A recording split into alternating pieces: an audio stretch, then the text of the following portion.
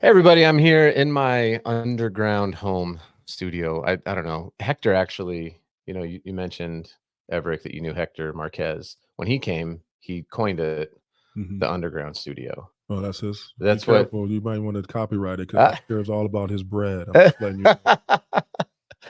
shots fired, Yes, Hector. I am. Anyway, the voice you hear is Coach Evric Gray. We're going to talk about his his career, his playing career, his coaching career. How did he end up in Utah, and also break down what all went down and why is the EYCL circuit? Why do we now have a team in Utah? I think it's great. So I'm excited. It's going to be super fun. Let's get to the intro music.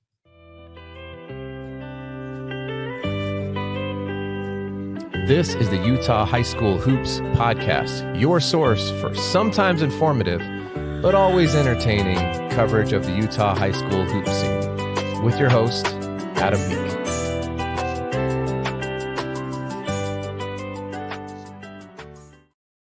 All right, I also have to give an appropriate shout out to my child, AJ Peak, who did the beat for the intro music. So you can't hear it because it was playing through the computer, but Okay. that was pretty fun.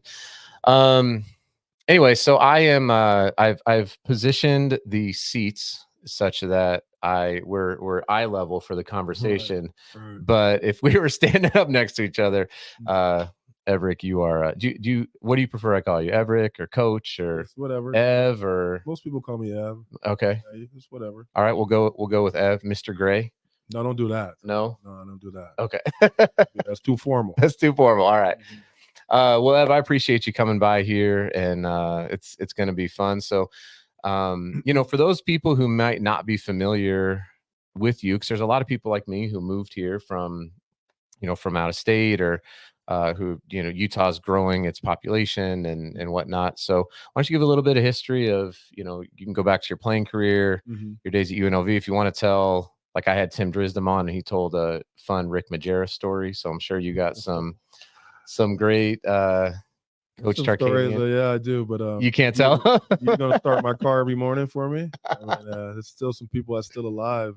Yeah. I'm not gonna get into that, but I'll tell you some stories. But yeah, it was a good experience, Mom. So I don't know if you want me to start off how I got here or plan wise or we can talk. Let's start back in. I mean, you played for arguably one of, if not the greatest college basketball teams of all time. Yeah.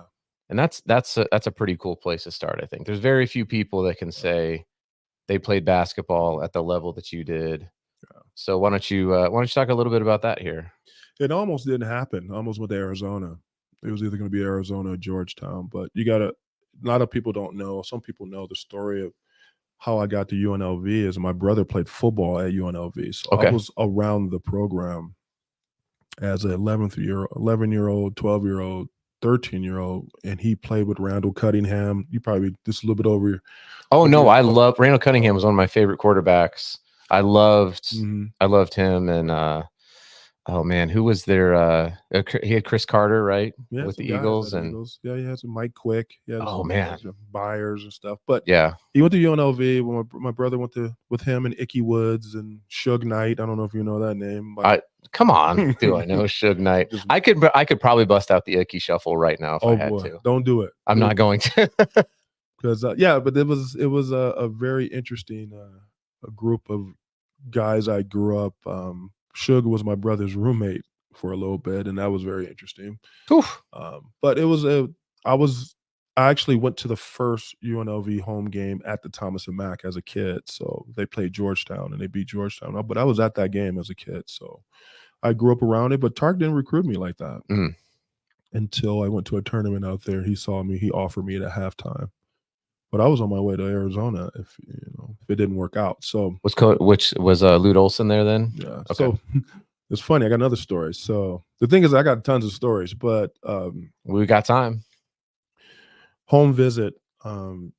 Lute didn't like Tark, so my mom set it up where there was a home visit on the same day. Tark came in at 5, and she made sure that they didn't cross paths. So I think Lute came in around 8 p.m. But I'm almost with Arizona, but he offered me, and it worked out. And played with some really good guys, and we're still friends to this day. Larry has a doc coming out about the 92, the 90 season when we won it. I was my redshirt year. So okay.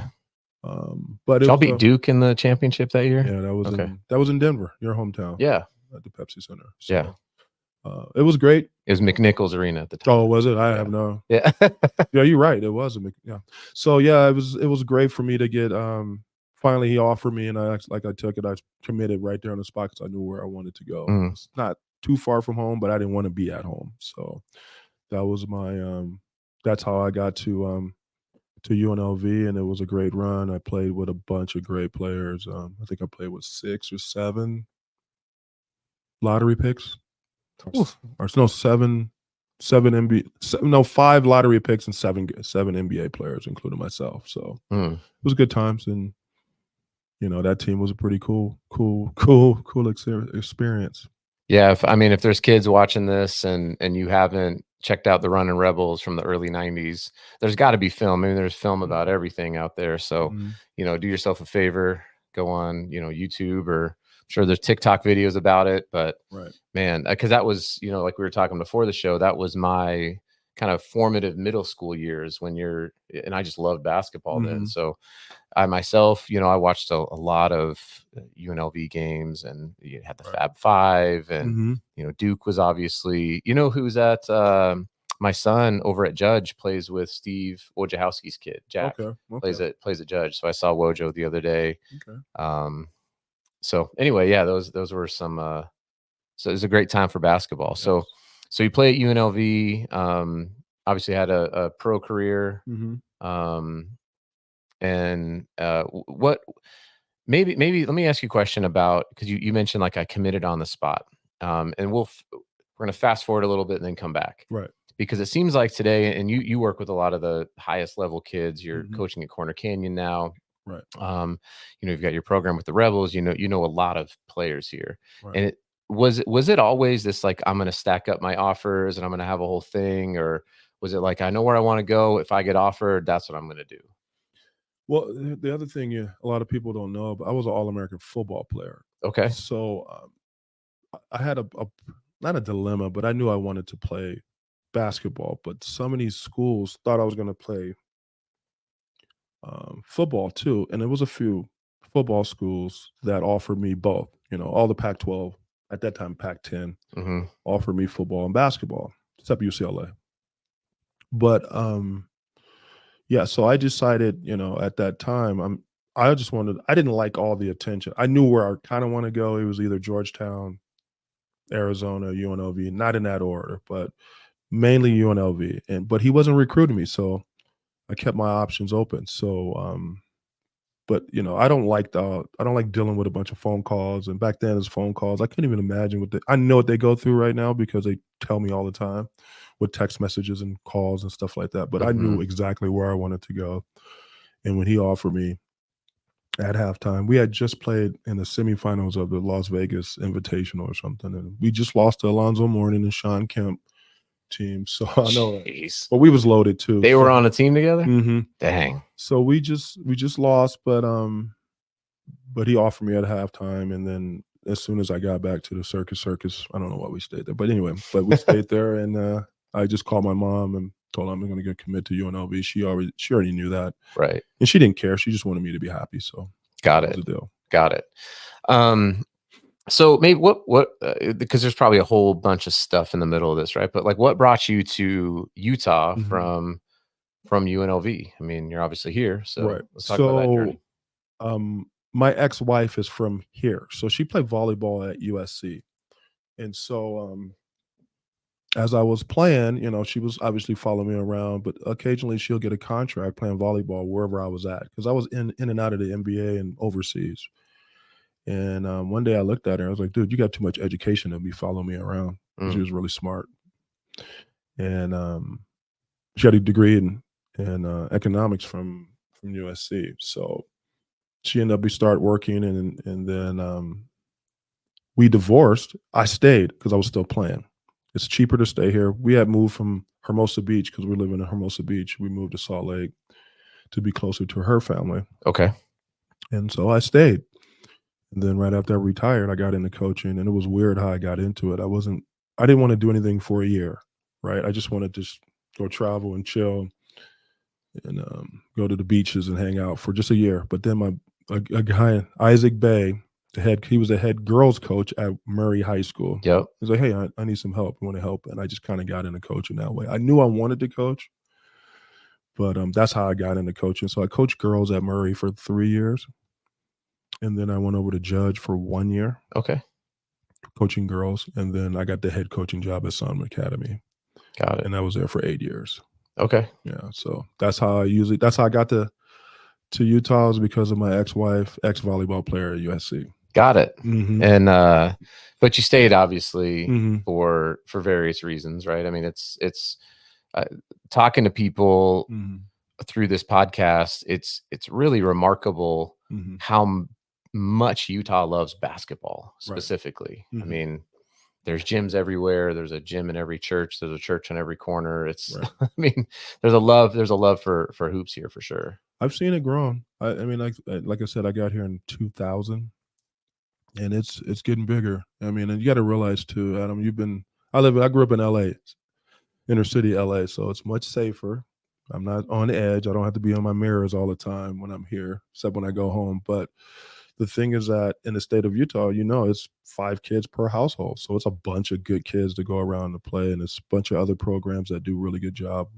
And there's a lot of good kids and a lot of people moving into Utah. So yeah, for sure. I mean, you're in a house when we have 5 kids. And well, there it is. I told people, like, once we had 5 kids, Colorado was like, you got to go. Right. You got to get it. Right. I don't care where you go, but you can't stay here. That's not true. I love you, Colorado. You're great. Well, Ev, we're going to go to a quick break here from my lovely sponsor, Ruvi. And we come back. Let's talk a little bit about the Rebels. We can talk about Corner Canyon, how the season's going. And let's hear about this, about the EYCL deal. I know you guys got some tryouts coming up. Right. So we'll give you a chance to promote that. We'll be right back here with Coach Ev Gray after this break. How the heck are you supposed to eat 5 servings of fruits and vegetables a day? And as a mom, I think I figured it out. Ruvi. Ruvi is the only way. Open, pour, shake, drink. My kids love Ruvi because it tastes so good. And when in your life are you going to get this many fruits and vegetables in just 1 serving? Like I get to eat my McKee berries. Trust me on this one. Try it once and you will not regret it. Your kids won't even complain that they have to drink it. It's that good.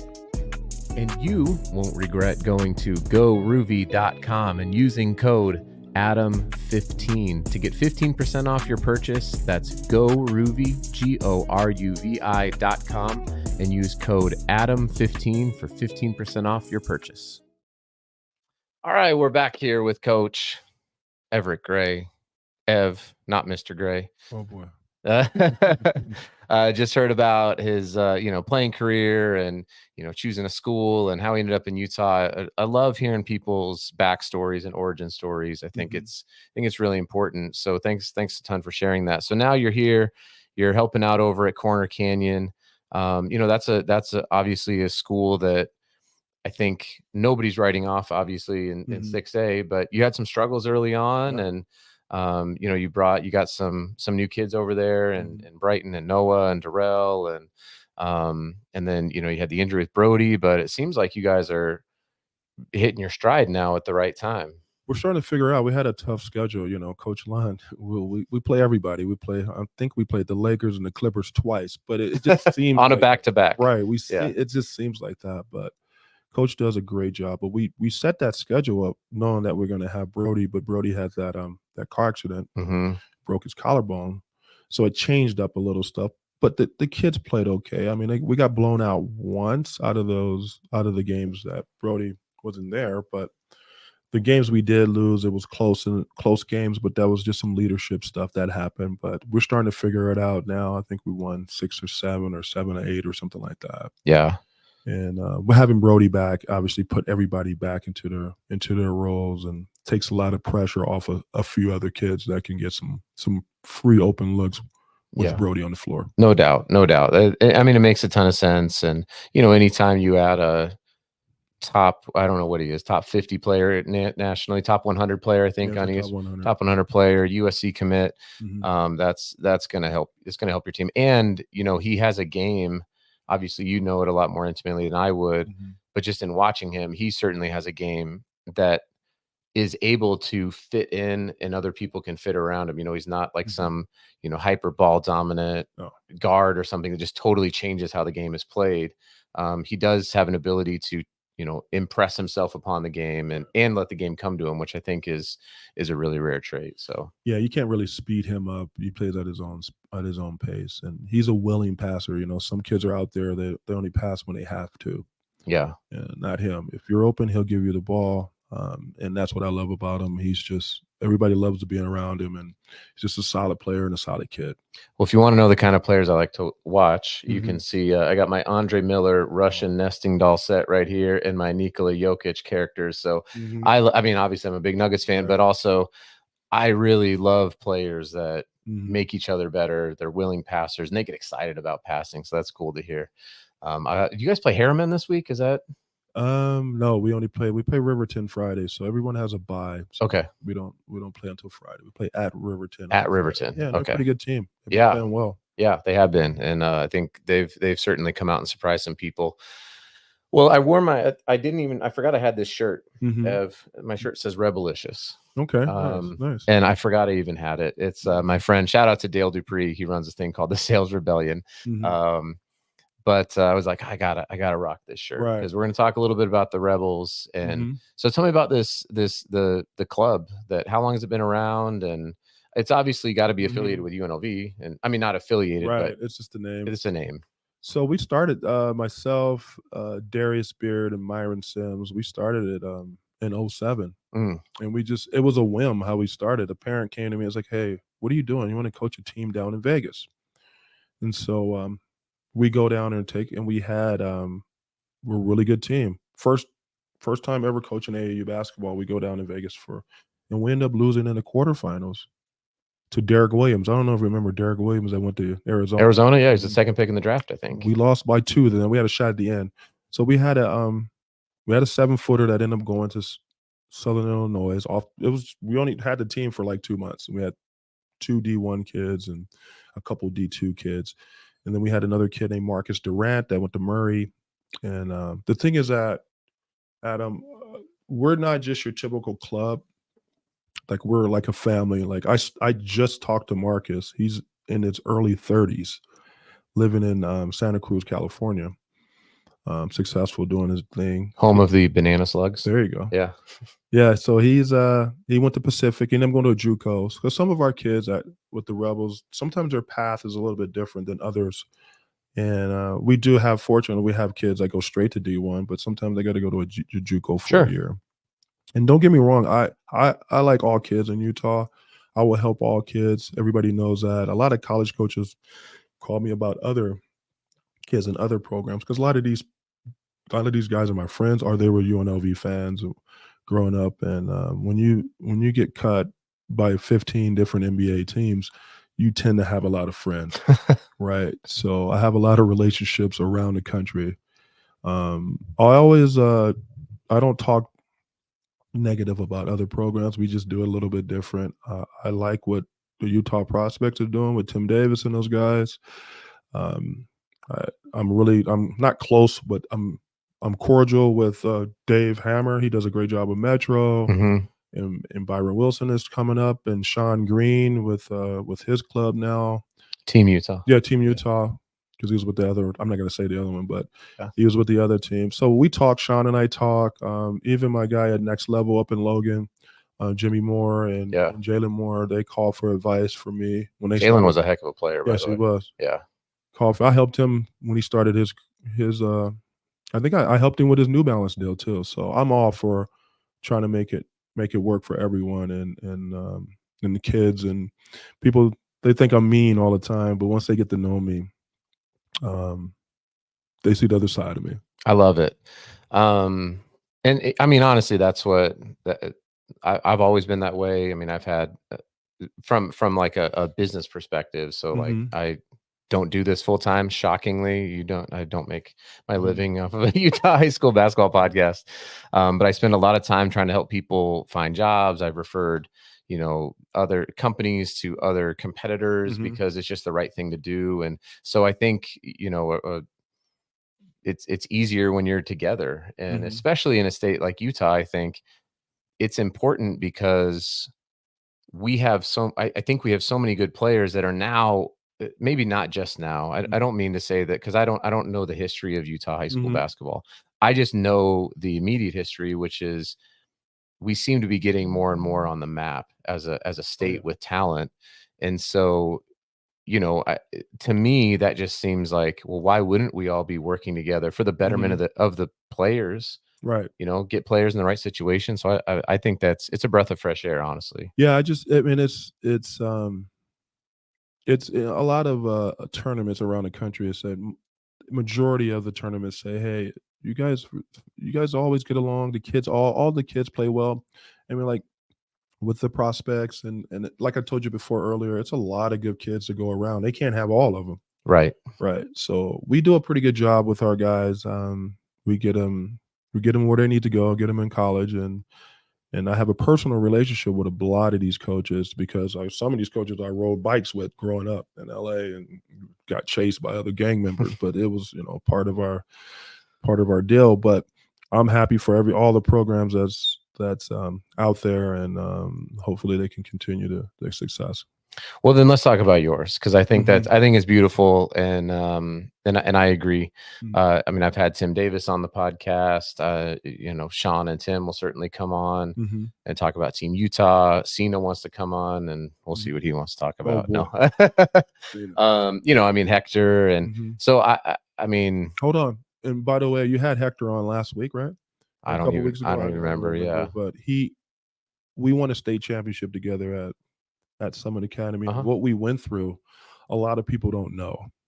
But I'm not going to kick a dead horse. But him and I would have had any. This is all on Hector. He made my job much easier, and I don't think I've ever thanked him. But I know I have. But I'm doing it in front of everyone that listen. But if it weren't for Hector, I don't know if we would have won a state championship and 3 region championship and put a bunch of kids into college. And Hector does all the little things, finding little scholarships for kids and grants and all that stuff. That he's a good dude, even though he can't hoop. He can't. Oh, I used to. All right. I don't know. I've never played against Good for Hector, you. but You dropped 30 on Hector. I will. All right, Hector, let's make it happen. All right. Well, let's talk about the Rebels. And is this the first, EYBL, EYCL Nike team from Utah, or no? So okay. UBC had it 10 years ago. Okay. So they had it for 2 years. They struggled a little bit, and then they went away. The thing about, and 10 years ago, a good friend of mine, now he's one of the assistant general managers for the Jazz, Chuck Terrell. He flew in because he was working with Nike at the time, and he was like, dude, I got to take you to lunch. We went to lunch. We sat down. He's like, I want to give the deal to you, but we got to go with UBC. And I was like, all right. But he gave me a little side deal through East Bay with Nike. So that's how it was here for 2 years, but they didn't win any games, so that was a problem. The 0? They won 0 games? No, they won. Oh, they won. You got to win. Another thing too, the thing about Nike and EYBL, you got to have a pro, or you got to have at least 4 D1 kids on your team. That's just 4 or 5. All of them got to be D1. To keep the deal, you got to win. Yeah, right. Be competitive. So the reason why. So let me give you this. This is a crazy story. Let me hear it. So 3 years ago, I had a deal with EYBL with this other group. I had to work with these other guys. I'm not going to put their name out there, but I had to work with these other guys, and I had to come up with a new name.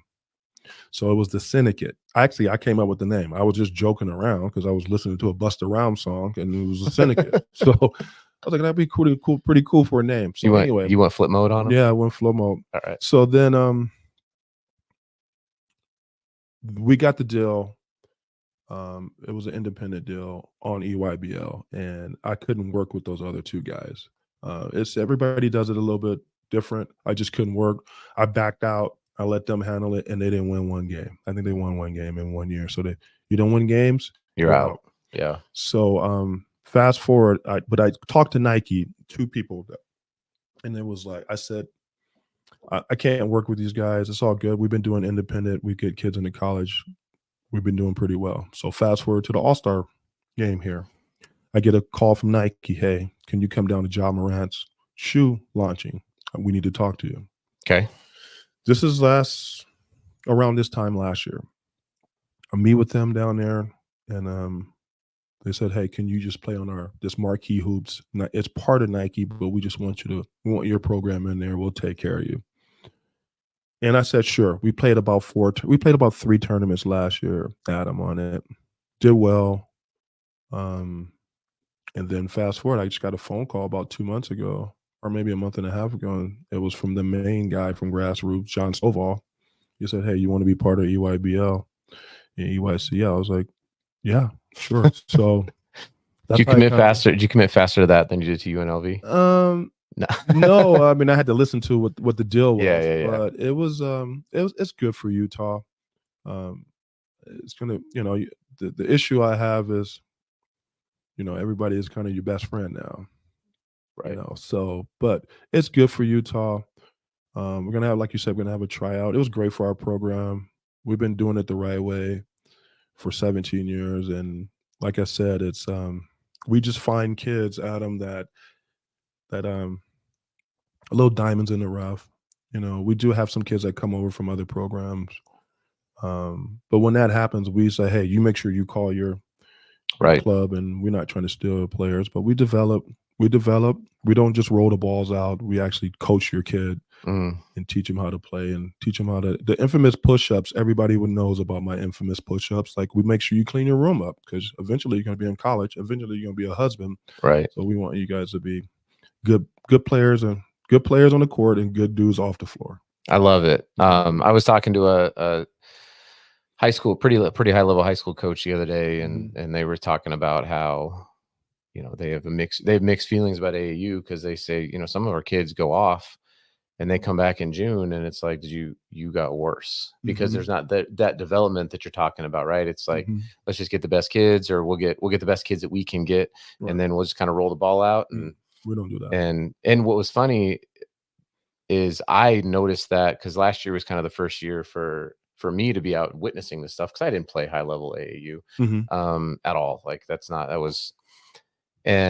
and you could tell the teams where it's like they're layup line good, but they're not, they're not coached. They're not taught how to play the game. It's just like, they got athletes, but they got bounced by 40 in some games, because they play a team who knows how to play. So I'm sure you get out there and get out on these circuits, and they look at but we got size, we got some guys, but you can always tell in the layup line, and our guys go, did you see that, coach? I'm like, yeah. Well, yeah. And we beat them by 30. Right.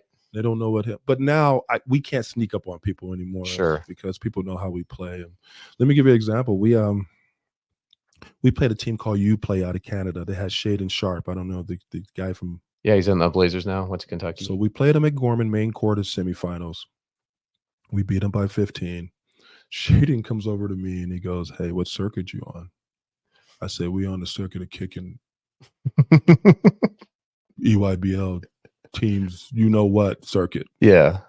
You guys are not on the circuit? No, we're not on the circuit. But you guys are wearing Nike. I'm like, that you can buy Nike anywhere. Anybody can go buy Nike, dude. So it was hilarious, but he was a good sport. But it's a lot of programs, a lot of good Utah kids. Like, another, Utah prospects, they won it last year, the Stripes, but they was really good, a really good team. But it's, like I said, it's a bunch of good teams. And the other thing too, I can tell you something. We was in Miami. Okay.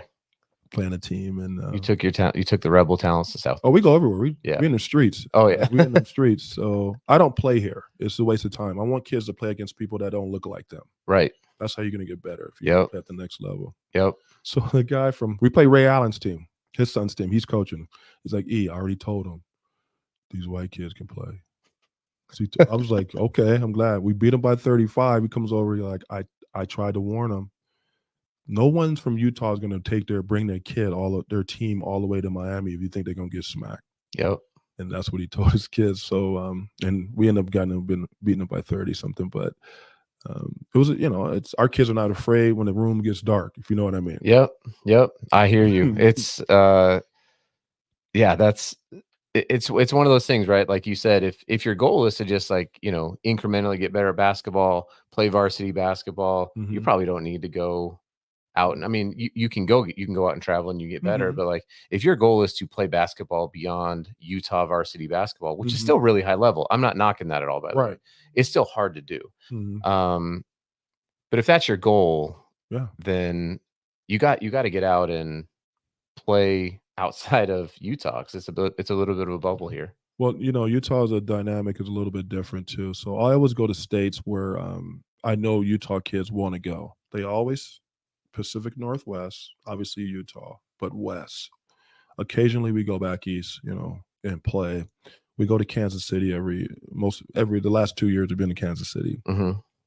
But the only reason why we go to Kansas City is because the Midwest schools, the mid-majors are recruiting a lot of our guys. So we really like to go Omaha, Nebraska, Nebraska. So not too far, but it's just some Utah and don't sleep kids. on the Midwest either. There's some really good basketball clubs there. The Iowa really good Barnstormers, teams. Wisconsin Playmakers. They always got dudes. There's teams from Iowa, South Dakota, Minnesota is producing lots of pros. Elite. Yep, they're really good. I mean, like, I love going to Omaha this year too, Adam, and I always ask for the best games, and everybody requests us. They want, because they know you're going to get a good game. I love it. Kids. Well, you got tryouts, you said, coming up for is it 15, 16, 17 U? Yeah. Okay. All three March. Yep. Is it March 9th at Corner Canyon? Okay. And we'll send out some more stuff on social. And if you think you can make it, and so there'll be some kids that got cut at their high school, but that doesn't mean you're not good. Because Adam, I didn't make my junior high. I got cut every year. So in junior high, yeah, I never played junior high basketball. But granted, the 10 that played in front of me, they all played Division I basketball. 5 of them played in NBA. So it was tough breaking that. There's levels to it. Levels, like Mick Mel said, there's levels to this. Exactly. Well, Coach, I appreciate you coming here in studio. Second, Hector beat you, but you're the second guest. Okay, come in studio. It would be Hector. It would be Hector. Appreciate you stopping by. Everyone, make sure you follow the Rebels on Instagram and Twitter and all the socials. Right. Pay attention to their tryouts and just follow them. Listen, we should all be pulling for each other. Share the stuff. If your kid doesn't play for them, that's fine. Right. Just promote them, and let's a rising tide lifts all boats. So. Appreciate you coming through, Ev, and we'll certainly see you around. Yep, thank you. All right, see ya.